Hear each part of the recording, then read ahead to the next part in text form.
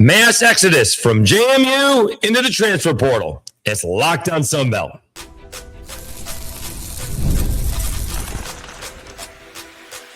You are Locked On Sunbelt, your daily podcast on the Sunbelt Conference, part of the Locked On Podcast Network, your team every day. Welcome back to another edition of Locked On Sunbelt, your teams every day. Today's episode brought to you by Rougiet. If you've been thinking about taking the next step, now is the time. Head to Rougiet.com/LockedOnCollege to get 15% off your order for a limited time. Rougiet ready. Feel present, feel confident, feel ready. All right, we'll get to Hate Week Bowl style coming up here later today. We got Georgia Southern and App State. Most important thing in that is who's playing quarterback for App State. And the Cajuns basketball team, when you know it, have won 2 in a row. All right, we'll get to that. But the big story over the last few days is the exodus from JMU into the transfer portal, which is probably not that big of a surprise. Now, there's 2 different levels to this when you think about it, all right? I'm not sure, because I don't know how to scout, what Alonza Barnett's pro possibilities are. All right. I know he's had a lot of balls knocked down at the line of scrimmage the last couple of games. I'm sure that's been an issue for him throughout his career, but he's been very successful, right? Sunbelt Player of the Year. So if he's not going to have a pro career, which you could still have, all right, and there's Canada, you know, you don't have to do it in the United States. You got to go and cash in. All right. And I'm not sure what he can get. Take it for what it's worth. Colton Joseph seems to be going for about $2 million. Alonza Barnett's going to tell you, I beat him and I head to head and got the Sunbelt Player of the Year. What can I get? You know, I'm not sure if JMU is in a position to give their quarterback $500,000 or $1 million. That's a lot of players at the G5 level. So you got to go and get the money. I don't think anybody is disappointed, yes, but not upset. It's kind of like Lopez with South Alabama. He was going to stay, planning on staying, and then some guy from North Carolina offered him $2 million per year for 2 years. How do you turn that money down? Now, I don't know if that's what Alonza Barnett is getting. And obviously, if it is, good for him. All right. But then you have the Sahir West type of situation. And that is, he probably does have NFL potential. But he's also looking to get paid. He was the freshman of the year. Let me see. Our guy, again, Jeremy Harper, has all these listed. He was a second team all Sunbelt. You can go to honorees.com and check the portal. It is updated, by the way. Thank you, Jeremy. Really do appreciate that.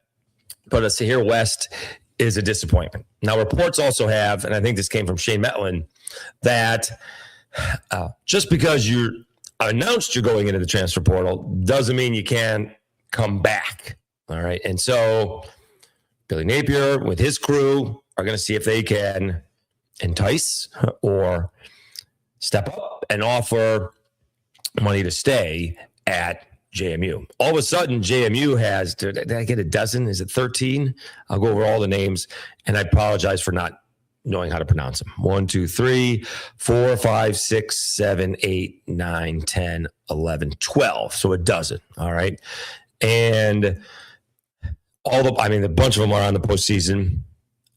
All Sunbelt team, right? Aiden Gobera, defensive lineman, third team. Amar Thomas, edge rusher, honorable mention. Wayne Knight, running back, first team all Sunbelt. All right. Justin Eaglin, second team all Sunbelt. We talked about Sahir West.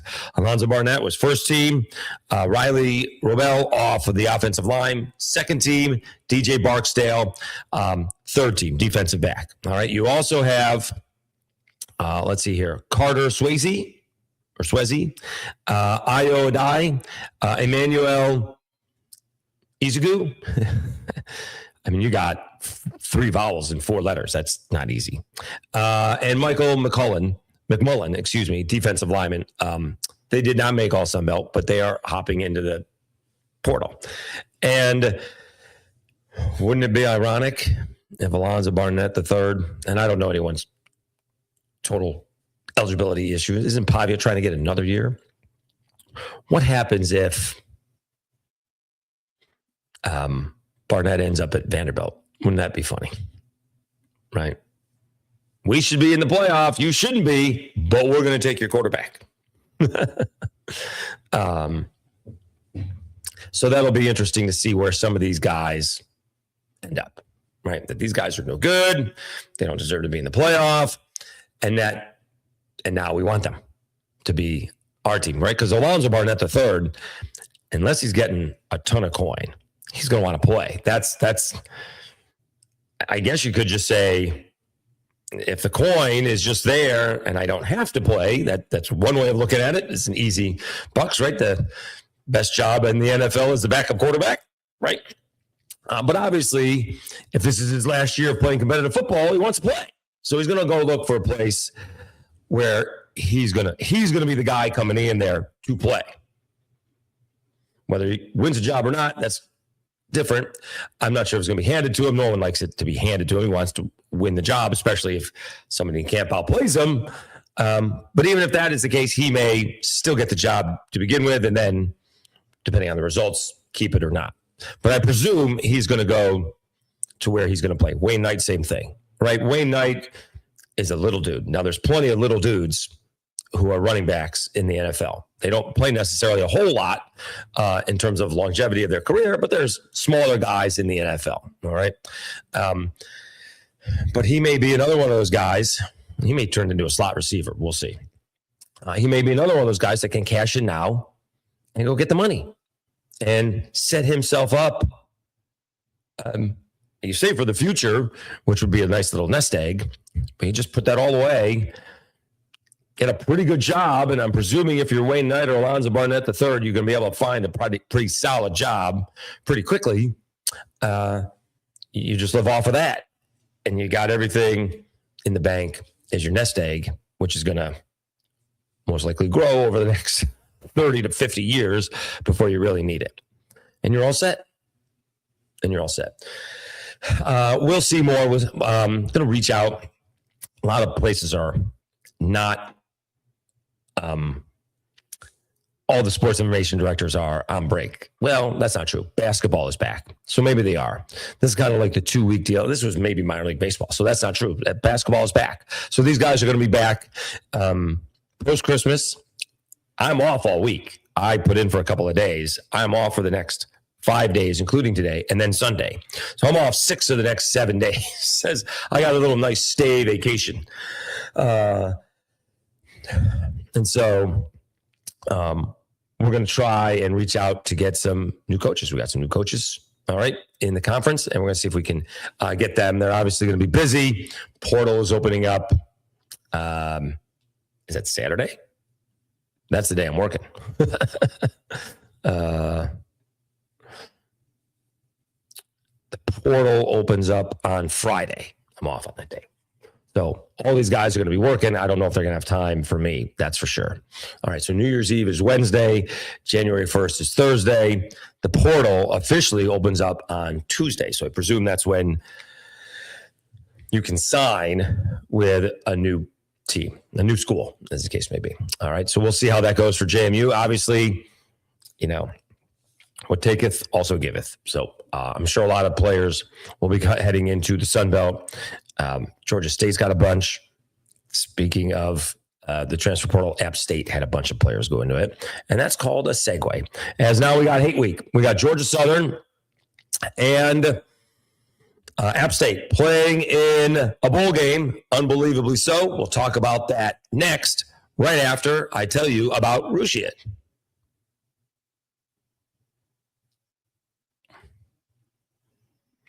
Let's talk about something most men don't bring up, but absolutely should. Stress from work, money, life. It doesn't just switch off at night. And when it shows up at the worst possible time, Rushiet Ready is designed to help you take back control. Rushiet Ready is a next-generation prescription treatment created to support both the brain and body so you can feel present, confident, and ready when the moment matters. Rushiet Ready combines 3 clinically proven ingredients in 1 mint that dissolves under your tongue so it absorbs fast. The science behind Rushiet Ready stands out You can connect with a board-certified doctor online, and everything ships discreetly to your door. It's easy to understand why over 150,000 men have already made the switch. Most men are ready in about 15 minutes on average. So you can stay present, confident, and in control when the moment is right.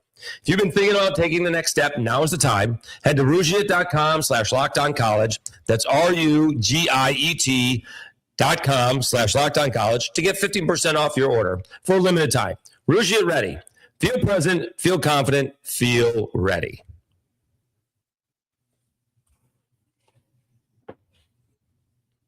All right, El Switcheroo. All right. Dave Schultz, Locked On Sunbelt, your teams every day.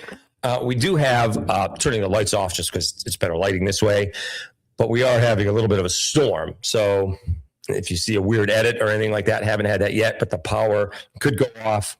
Supposed to get a powerful thunderstorm passing through, and maybe even worse than that. All right.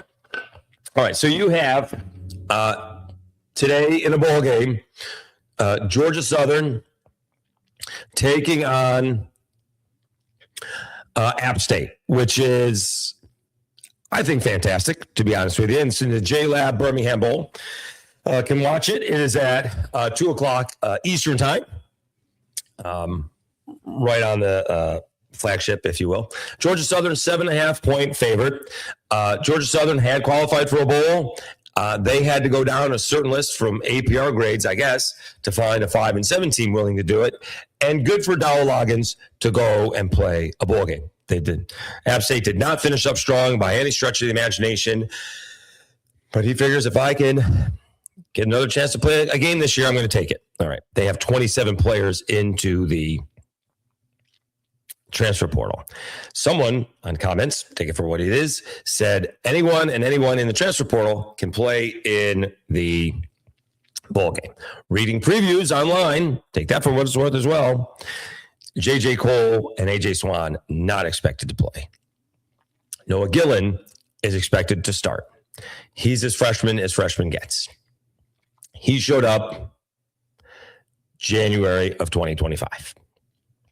All right, so I don't know if that's finishing up high school early or late or whatever the case is, but this is his first year straight up with App State. And he's going to be put in a tough spot going against Georgia Southern. That's why I don't understand, to be honest with you, why this game is 7.5. It should be much more than that. And it really hasn't moved. It was 7.5. It makes no sense. Maybe it's going to jump, and pay attention to that, because I actually went to the App State game notes and tried to find a depth chart. Can't find one. They don't have one. They may not even know. They do have a roster. They have a numerical roster in there, and all the QBs are listed on the roster. Both A.J. Swan and J.J. Cole are listed on that roster in the game notes. There is no depth chart available. At least I did not see one. I didn't go, be honest with you, I didn't go all the way to the end. Usually those depth charts are up front. And then when you get into the stats, those are just like NCAA stats. And they don't add the depth chart at the end. But now we have actually breakdown. They have all the starting lineups. They do have that. All right. They got the records. They have recaps of the ball games. All right. Well, maybe I did give up, to be honest with you, once I saw the NCAA stats. But they have the all the stats, little tidbits for the players. Still going. But I don't see a depth chart. All right. Getting to the end. No depth chart. Okay.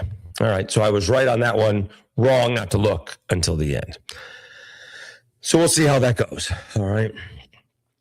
So they have everybody. I don't know if there's... they have the fun facts for the offensive line, wide receivers, tight ends, wide receivers. They have fun facts for all of the quarterbacks. So let's see here. Noah Gillen, prep standout, Tupelo High School in Mississippi, located about 3.5 hours north of Hattiesburg, where he won a 7A title as a senior, made his college debut against Southern Miss as an App State true freshman, helped his team to a perfect 14-0 record as a senior. In 3 seasons, totaled 5,459 passing yards, 59 touchdowns, and a 62% completion percentage rate. Threw for 1,771 yards and 20 touchdowns, just 4 interceptions as a senior. Well, that's pretty good. All right. So we'll see if he's going to be the guy. But I think I don't know if Billy Wiles is still there, the former Southern Miss quarterback. But Matthew Wilson, I believe, also went into the transfer portal for App State. We can check Jeremy Harper's little list here. We have J.J. Cole. We have Matthew Wilson. That's where I'm getting this from. And we also have A.J. Swan. Okay. All right, so I got to take, despite the hat, I got to take Georgia Southern in this one. It really should not be close. If Noah Gillen is the starting quarterback and he's playing, it could be a long day for App State. I appreciate Dowell Loggins going, especially if 27 guys are transferring out. You get a chance to see what you have. You had 15 more practices. That is a huge deal for the guys who are returning next year. Gives the coaches a head start to find out what they have and what they don't have. It's very simple. You get 2 weeks to show what you got, and maybe you don't have it, and you can tell them, son, maybe it's a good idea to go to the portal. Maybe it's a good idea to go to a lower level. Whatever the case may be. The other way as well. You're going to be a big part of this. We'll talk to you following the game on what you need to do to put yourself in a position, A, to either contribute or start. That's those interviews, if you will, exit interviews following the season. They get a week or two off, and then they come back for the off-season training to get ready for spring ball. So that's where they are. We'll see if J.C. French can step up. He's had an erratic 2025. Some really good and some not so good. So we'll see if J.C. French can put a bow on this season. Remember last year, I think he had like 4 or 5 interceptions in the bowl game and said he would never do that again. He's done a little bit this year. But they only still lost by 4. If you take one of those interceptions away, they probably win the ball game. So we'll see how J.C. French does against his rival in App State. All right. Again, see if that line changes toward in the day and then closer to the ball game when we find out who's starting for App State. That number could jump. All right. I'd get onto that as soon as possible. All right. Let's take one more time out. I'm going to thank you guys, and we'll talk college basketball as Sunbelt was back in action on Sunday. We'll do that right after I tell you about FanDuel.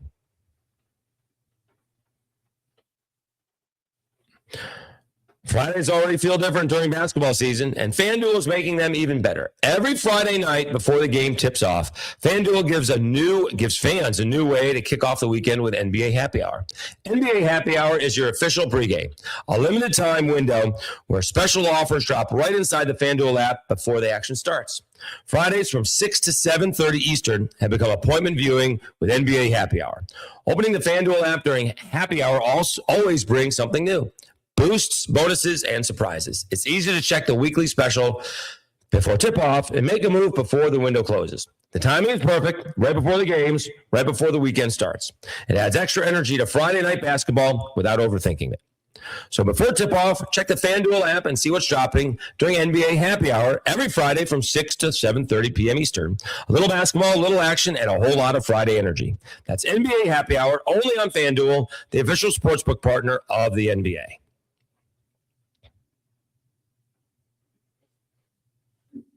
All right, Dave Schultz, Lockdown Sunbelt, your teams every day. Before we do get to the Cajuns, I need to thank you guys. So a few days ago, again, I can't keep track of the days. The day after Christmas would have been Friday, felt like a Sunday, which I think I mentioned.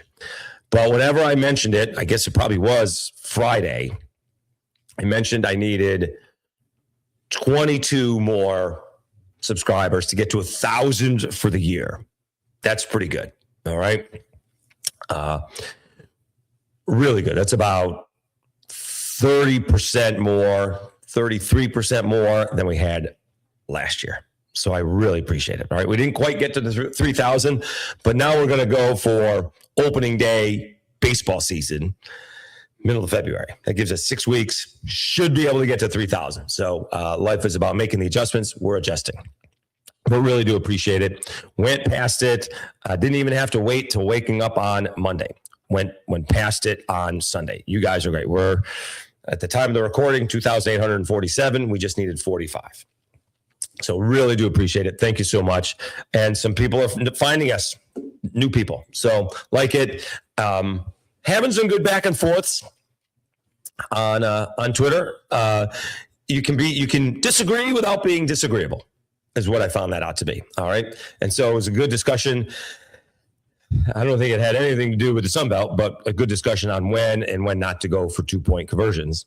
And then you got the Bills situation, which didn't really have to do with the discussion, but that ended up being a separate discussion as it was. But I just want to personally thank you guys for subscribing to the YouTube page. It is a huge, huge help and makes me look good on the people I report to. So thank you so much. All right. What has been an embarrassment of a season thus far, which technically doesn't matter, which is sad, but true. The Ragin Cajuns started this season 1-11, which included a loss to Southern Miss, where their coach, Quantis White, got kicked out in what was, at the time, I believe, a 4-point ball game. And they had the ball. He got suspended for a game, which they won, by the way, which was ULM, before the Christmas break. They have a chance to triple their win output from the beginning of the season. And that was on Sunday against Norfolk State. And they did. They won 63-54. Again, issues scoring. But defensively, obviously very good. Norfolk, 31% from the floor. Shot it pretty good from 3, 39. Free throw shooting, neither team was very good. But Ragin Cajuns win their second in a row. They're now 3-11. You never know what's going to get a team heading in the right direction. I still think they have offensive issues. I still think they have lack of inside play. But, you go back to my Patriots, and these guys had lost to what was not a great Steelers team at the time, and the Vegas Raiders. And now they're AFC East champions because they beat the Bills, and that got them off to a good start, or got them off and rolling. A little confidence, a little bit of a weak schedule, but nonetheless, that win against the Bills was all the difference in the world. So maybe Quantis White getting kicked out of Southern Miss, beating ULM, and now beating Norfolk State can get the Cajuns heading in the right direction. We'll find out. They get Southern Miss right back. They're getting South Alabama on Wednesday, New Year's Eve day. That's a 1 p.m. start. Then they're going to get Southern Miss on the 3rd. So that is Saturday. All right, that's the day I'm working. And then they get Monroe. In fact, they have a 4-game homestand right now. That's pretty good. They get South Alabama, Southern Miss, Monroe, and Troy. So they're going to find out if they've gotten any better. Okay. I'm not sure where. Certainly South Alabama and Troy are two of the better teams. We'll find out where Southern Miss is. Monroe, not so much, although they played well on Sunday, and we'll get to that here next. So we'll see where the Cajuns are when they take on South Alabama Wednesday afternoon, another ball game that I can watch, 1 p.m. It's actually 1 p.m. Eastern time, noon Central time. I love that. That's outstanding. All right. Speaking of Monroe, they actually gave maybe their best effort of the season, losing to Kansas State 94-85. 10-point game at half. But this was a ball game. It got down. It was a 20-point game in the second half. I think 69.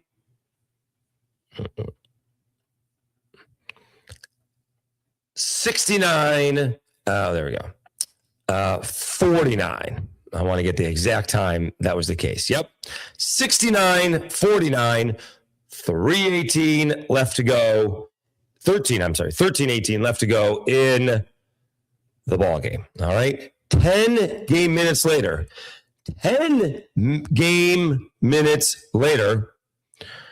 with 3:14 to go, Lavelle Broadnecks makes a driving layup, makes it a 4-point game and an and one, but he missed the free throw. It could have been a one-possession ball game at 83-84, and then the backbreaker is Nate Johnson hitting what is listed as a 27-foot three-pointer. Ouch. So what could have been 87-83 turns into 90-83, and that was about it. All right. But here's the thing about Monroe. They can have these kind of games where they play well against Kansas State. They played incredibly well against South Alabama. They couldn't finish it off, and then they laid an egg against the Cajuns.